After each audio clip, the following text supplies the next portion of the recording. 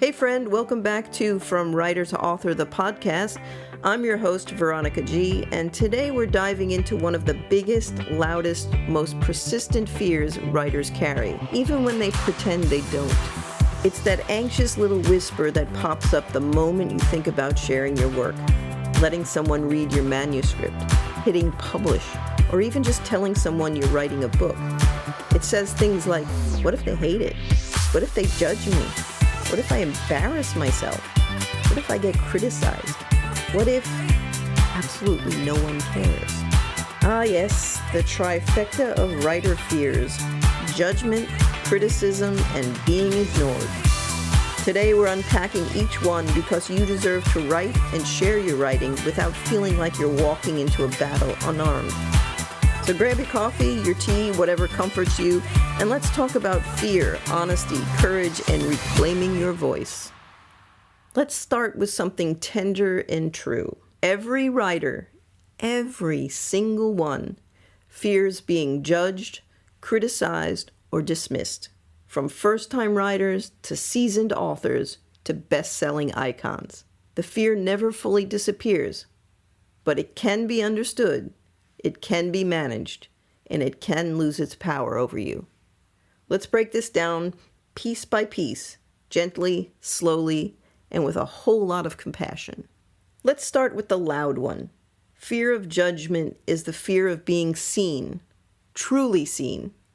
Writing exposes who you are, your thoughts, your experiences, your beliefs, your creativity, your voice, your heart.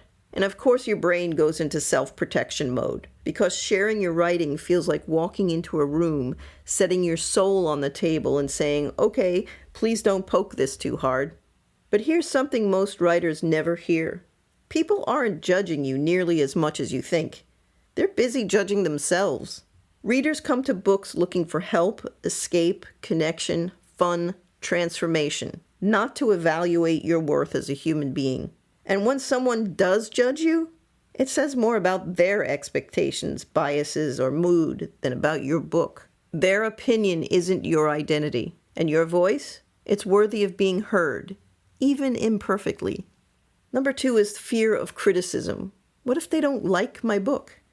This fear runs deep because criticism feels personal, especially when the work comes directly from your brain, heart, or lived experience. But here's the truth that frees a lot of writers. Criticism is not a sign that you're a bad writer. It's a sign your writing reached someone. Successful books get criticized. Beloved books get criticized. Award-winning books get criticized. Classics get criticized. Criticism is part of being visible. Now let's break it down because not all criticism is the same. First, there's unhelpful criticism. This is the I didn't like it with no substance. It's usually about taste, not about your skill. The second is misaligned criticism. This comes from readers who weren't the right audience. They'll say things like, this thriller didn't have enough romance. I mean, really. Then there's helpful criticism. And this type of criticism actually helps you grow, even when it stings. And the truth? The only writers who never get criticized are the ones who never share their work at all. Courage creates feedback, and feedback creates mastery. And next is the fear of being ignored. What if no one reads my book? This one doesn't get talked about enough, but it's huge. Sometimes the worst fear isn't judgment or criticism. It's silence.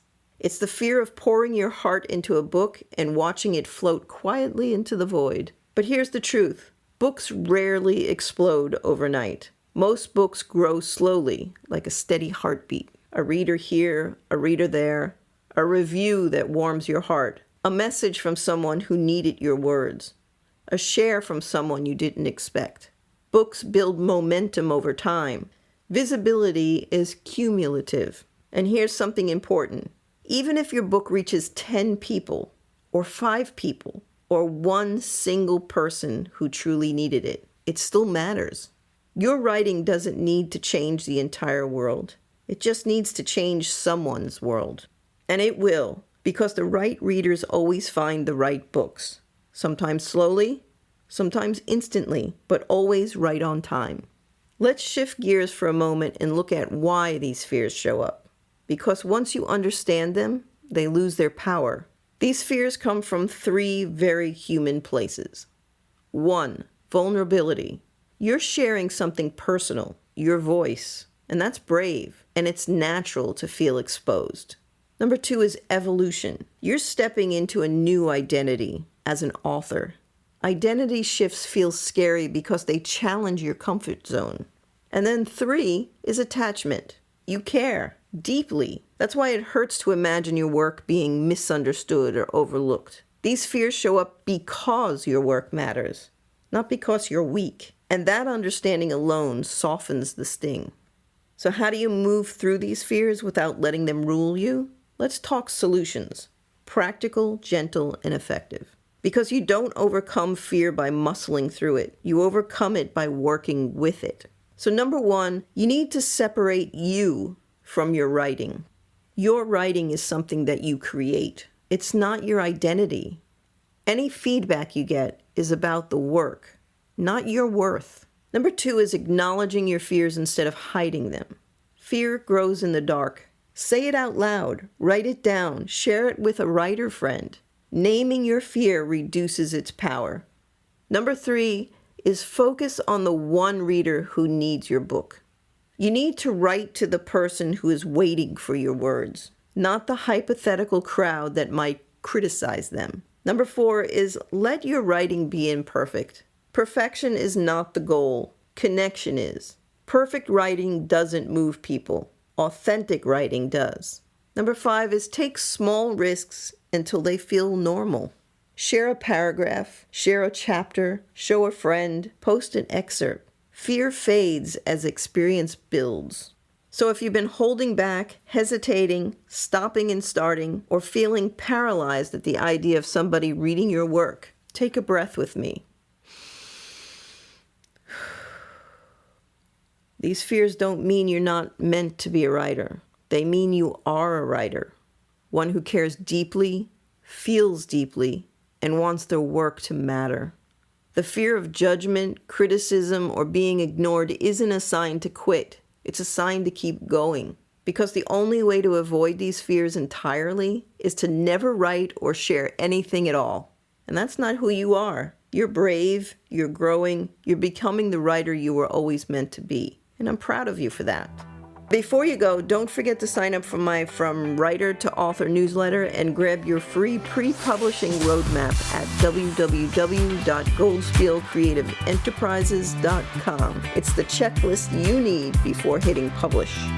And if you're looking for a safe, supportive community of writers who understand exactly what you're going through, come join us in my private Facebook community, From Writer to Author, a self-publishing success community. You can find all of the links in the show notes below. All right, friend, remember these things. You are not alone. You are not behind. You're exactly where you need to be.